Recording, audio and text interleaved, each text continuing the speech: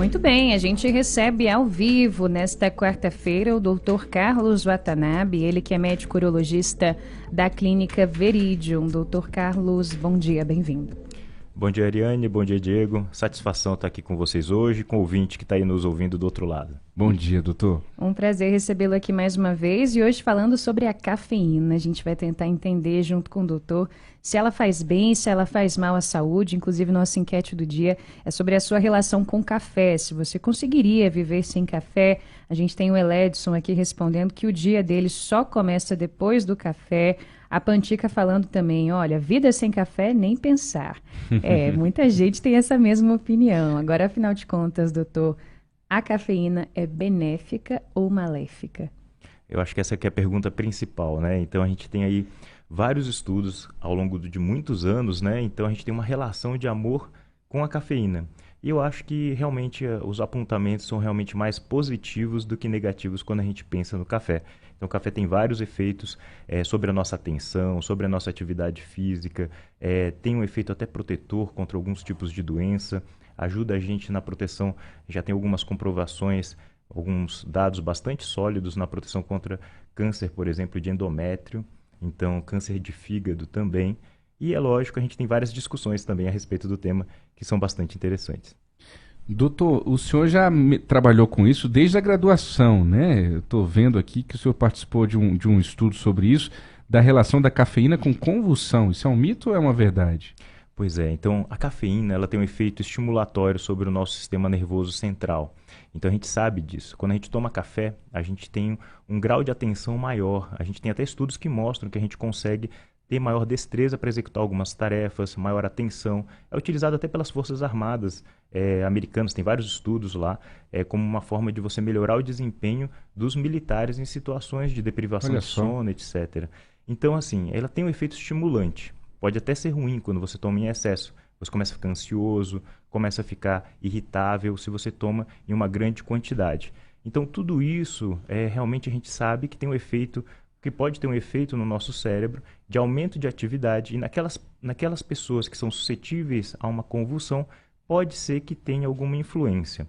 Mas, na verdade, teria que tomar uma dose muito grande de café para você conseguir induzir. Eu acredito que quando você vai ter uma convulsão, por exemplo, os nossos estudos, pelo menos que a gente fez, mostravam que você tinha que tomar doses realmente muito acima, equivalentes a 60 xícaras de café num dia, para você conseguir induzir isso. E, claro, tem outros fatores que podem provocar a convulsão, que é a falta de sono, você está ali sem se alimentar direito, está com hipoglicemia. Então, tem várias outras coisas que influenciam e o café não é o vilão nesse caso, não. Olha, até agora muito bem, né? Estamos indo bem. Os amantes do café agradecem. Tá tudo tranquilo. Agora, doutor, quais que são os efeitos, se a gente for pensar, do café no coração e também no desempenho das atividades físicas? Tem gente, muita gente, inclusive, que pratica atividade física em jejum. Toma uma xícara de café ali e vai e diz que se não fosse pelo café, não teria o mesmo desempenho, por exemplo. Esse é um dado bastante interessante quando a gente pensa que o uso do café para atividade física, porque o café ele tem um efeito no nosso coração de aumento da frequência cardíaca, aumenta a circulação nos músculos, aumenta a eficácia até de liberação de cálcio nos músculos. Então, com isso, a gente sabe, já tem alguns estudos que mostram que você consegue um melhor desempenho físico. Então, não é um mito. Então, é uma verdade. A cafeína em si, ela tem um efeito benéfico sobre a atividade física e, inclusive, pode aumentar o desempenho dos atletas em determinadas situações. Agora, é um grande risco você tomar o café somente sem fazer nenhum tipo de suplementação de calorias, de proteínas. Então, seria uma coisa que a gente não recomendaria habitualmente, é você tomar o café de forma isolada. Além disso, né, café de forma isolada, ela pode ter algum efeito sobre o estômago. Então, o Diego estava comentando aqui, né, anteriormente, que ele teve problemas de gastrite, enfim.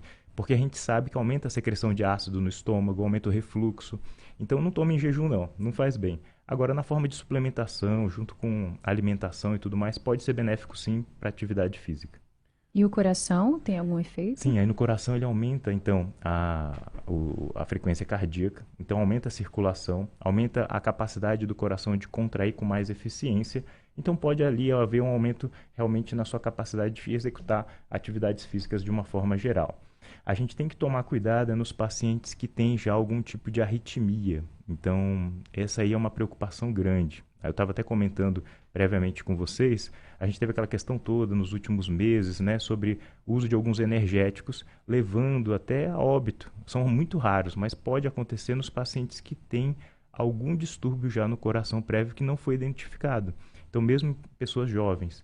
Então, tem que tomar cuidado. Aquele paciente que já tem uma arritmia, tomar café em excesso pode ser um problema, sim, para o coração. Mas são situações, assim, mais raras. Você tem que estar tomando muito café. 8h24, você está no jornalismo da Nova Brasil FM. Doutor, a gente tem muitos concurseiros aí entre os nossos ouvintes da Nova Brasil FM e a gente sabe que tem gente que usa o café também para tentar dar uma turbinada nos estudos, chega ali já começando a madrugada, final da noite, vai lá na cozinha, vai na máquina de café, prepara ali algumas doses para avançar com os estudos. Isso é recomendável? Isso tem algum efeito na memória também? Diego, então assim, a gente sabe que o café, ele realmente ajuda a gente a evitar os efeitos do sono. Então, se você está com muita sonolência, está no início do dia, se você toma uma dose de café, realmente você consegue minimizar aqueles efeitos da sonolência. Então, você consegue ficar mais alerta, consegue melhorar um pouco a memória, o desempenho. Então, tem esse efeito realmente.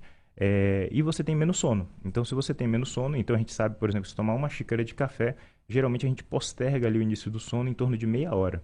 E quanto mais xícaras você toma, mais você vai atrapalhando o sono, entre aspas, e você fica vigilante mais tempo. Só que tem um efeito rebote disso.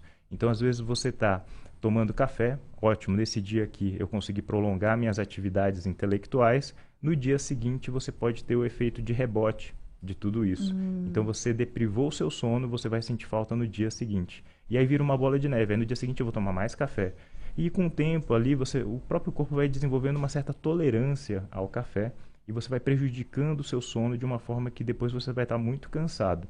Então o ideal é durma bem, se alimente bem, tome o café quando você achar necessário. Então pode te ajudar realmente a você ganhar um pouquinho mais de desempenho ali, um pouquinho mais de atenção naquele dia que você precisa estudar mais, mas não atrapalhe o seu sono de uma forma excessiva. E uma coisa interessante, né? O café, ele não tem o mesmo efeito em todo mundo. A cafeína não tem o mesmo efeito em todo mundo. É muito dependente das suas características genéticas. Tem gente que metaboliza o café muito rápido. Não sei se vocês já ouviram falar. Tem gente que diz assim, nossa, eu tomo café, não me adianta nada. Então eu posso tomar quantos cafés eu quiser e não vai acontecer nada. E realmente existe. Hoje em dia já existe genes identificados que permitem a gente traçar quem é que tem mais sensibilidade e menos sensibilidade ao café. Caramba. Interessante, né? Muito Tem louco. os cafés descafeinados. Isso mesmo, isso café mesmo. descafeinados hoje, né? Tem essa opção, né? Correto, tem os cafés descafeinados, né? A gente tem que lembrar que, assim, a gente tem muito a cafeína. A cafeína é aquele composto que realmente tem esse efeito estimulante que a gente está conversando aqui. E tem o café mesmo, que é feito do grão do café. O grão do café, ele não tem só cafeína, então ele tem outras substâncias dentro, que são os flavonoides, tem os etinóis. Então tem várias substâncias que têm outros efeitos benéficos na saúde. Então a gente esquece um pouquinho disso e diz, então eu vou tomar um Red Bull, enfim, alguma marca de energético que a gente conhece por aí. E na verdade o café, ele tem outros efeitos bons que protegem a gente contra alguns problemas. Então isso é interessante, a gente vê aí o nosso cafezinho diário, ele não é um problema na maior parte das vezes. Muito bom. O senhor coloca aqui também uma relação entre o café e a bexiga. Então, talvez as pessoas que já têm o hábito de ir muitas vezes ao banheiro, urinar várias vezes por dia, se tomam muito café, podem agravar essa situação ou melhorar a situação. Como é que é essa relação? É interessante, né? A relação do café com a atividade da bexiga e do intestino, ela é muito estudada e a gente entende já muito bem como é que funciona. Então, o café ele tem um efeito estimulante no nosso sistema nervoso, como eu falei para vocês, e o nosso intestino e a nossa bexiga funcionam muito dependentes desse sistema nervoso. Então, tem a estimulação provocada pelo café. Quando a gente pensa na bexiga em si, a gente tem aí a atividade da bexiga. A gente precisa ter uma contração e relaxamento do esfíncter para a gente conseguir urinar. Nos pacientes que têm aí uma sensibilidade maior ao café, isso aí a gente já tem estudos que mostram que você sente a bexiga cheia antes do tempo. E você também tem o efeito diurético do próprio café e tem as contrações que acontecem antes do que era esperado. Então, em vez de você estar ali esperando umas 200 ml de enchimento da bexiga para urinar, às vezes você vai estar urinando com 100, 150. E tem pacientes que têm a bexiga hiperativa, que é uma entidade, um tipo de alteração, e aí que vão sofrer de ter que ir mais vezes ao banheiro quando tomam mais café. Então a gente tem que tomar cuidado. Às vezes chega paciente para mim, diz, doutor, estou com um sério problema na bexiga. Eu tenho que ir no banheiro a cada 30 minutos. E às vezes está tomando 20 xícaras de café. Eu já tive um paciente tomando 30 xícaras de café por dia. Gente, não dorme. Essa pessoa não dorme, né? Não dorme, não consegue ficar sem ir ao banheiro. Então, tanto por causa da quantidade de líquido que está tomando, mas principalmente pelo efeito da cafeína sobre a bexiga, sobre os pacientes que têm bexiga hiperativa. Foi só suspender o café que melhorou. Então, tem pacientes que a gente tem que ficar atento para isso. E inclusive no período noturno. Às vezes o paciente tomou o café durante o dia, a gente recomenda que pare de tomar café pelo menos 6 horas antes de dormir. Olha Mas só. tem gente que mesmo tomando café de manhã é muito sensível, a cafeína tem um efeito mais prolongado nessa pessoa e mesmo assim durante a noite acaba rolando 4, 5 vezes, piora os sintomas. Às vezes você tem até uma hiperplasia, um aumento da próstata, alguma outra coisa, mas piora muitos sintomas tomando a cafeína. E lembrando, né, cafeína não está presente só no café. Então a gente tem no chá preto, no chá verde, tem naquelas bebidas à base de cola, entre aspas. Guaraná também. Coca-Cola, exato. Tem o chá mate. Então, e diferentes proporções de cafeína em cada uma dessas bebidas. Então a gente tem que tomar cuidado. Os energéticos têm uma quantidade bem maior também que a gente tem que ficar atento. Olha, essa recomendação de tomar o café 6 horas antes de dormir muda o jantar em restaurantes, né? Quando você vai jantar em restaurante, vai lá a entrada, o prato principal, a sobremesa, e aí depois... E o cafezinho? Tem gente que não sai sem o cafezinho. Não é? Às vezes 11 da noite, 11h30, meia-noite, tá tomando um cafezinho. Vai demorar a dormir, né, doutor? Com certeza. Então, isso aí é que nem eu falei para vocês. Uma xicarazinha de café ali, às vezes atrasa o sono em meia hora. Às vezes mais tempo, se a pessoa for muito sensível. Então imagina só, você quer dormir cedo aí, não, diz, vou tomar um cafezinho para me sentir melhor e dar aquela dormida. E aí não é assim que funciona, não. Doutor, só para a gente fechar aqui, o senhor traz também, falamos um pouco sobre a questão dos energéticos, um energético em específico que causou alguns problemas e que tem aí uma equivalência a várias xícaras de café por dia. Muitas vezes a gente não para pensar, toma uma latinha de energético, muitas vezes sem açúcar, achando que está tudo certo, e é como se a gente estivesse tomando um balde de café. Então assim, a gente sabe que tem alguns tipos de energético que tem uma concentração muito alta, equivalente a 3, 4 cafés, dependendo do tipo de café que você toma no dia a dia. O problema é se você toma vários energéticos desse tipo. Teve um especial, né, que deu sérios problemas, uma séria repercussão na sociedade médica e científica, principalmente porque hoje em dia as propagandas, principalmente nas mídias sociais, não são muito bem reguladas, né, como a gente bem sabe. Sim. E o público-alvo desse energético em específico, que é o Prime, foram as crianças e os adolescentes. Então, e está sendo muito associado o uso de energético com atividade física. E a gente sabe que pode ser benéfico quando você usa a cafeína de uma forma muito bem regulada ali na sua atividade física, mas imagina só no adolescente que não tem ideia do que está acontecendo, acha que é só um suplemento para poder fazer uma atividade física melhor e de repente toma uma dose de cafeína muito alta. Inclusive eu acho que vale a pena a gente fazer o alerta também, né? Cafeína para crianças menores do que 12 anos não é recomendável, tá? Eu tomava café quando era criança com a minha avó, sem problema nenhum, mas assim, é aquela questão, não é recomendável porque deixa a criança mais acelerada, mais irritada, pode atrapalhar no desempenho, às vezes no estudo e no controle do sono. Acima dos 12 anos, 200 miligramas, que é o equivalente ali a umas 2 xícaras de café, mais ou menos, pode ser utilizado, que é o equivalente a um energético desses de alta concentração de cafeína. Agora, o adulto pode tomar até 400 miligramas, 2 energéticos desses de alta concentração, mas mesmo assim já começa a ter vários efeitos deletérios. Então, a gastrite, né, que a gente conversou previamente, pode ter alterações no sono de uma forma mais importante. E imagina só, você está ali, tem pessoas, vou para a festa, vou estudar para o concurso, e começa a tomar 2, 3 desses por dia. Aí sim começa a dar um sério problema, e a pessoa começa a ficar irritável, estressada. Então a gente tem que tomar cuidado. Como que é a sua relação, doutor, com café? Com café, né? Eu tomo um expresso por dia, assim. Olha aí. Então eu gosto muito de manhã? Café. De manhã cedo. Evito de tomar tarde, evito de tomar à noite, porque realmente me dá... eu sou cirurgião, né? Então quando eu tomo café, eu tenho uma sensibilidade muito grande. Então aumenta o meu foco, eu perco o sono e aumenta o tremor. E para mim, que sou cirurgião, não é perigoso, bom aumentar o tremor ali, né? E a gente sabe que aumenta a ansiedade. O cirurgião, em geral, tem que se manter mais calmo ali para os momentos de risco. Então, eu adoro café, acho muito bacana. Em certos momentos para estudar, eu acho muito legal. Mas eu tento dosar no meu dia a dia, mas eu não deixo de tomar o café. Olha, então isso é muito interessante também. A gente está com um transtorno de ansiedade, quase uma epidemia de ansiedade na nossa sociedade atual.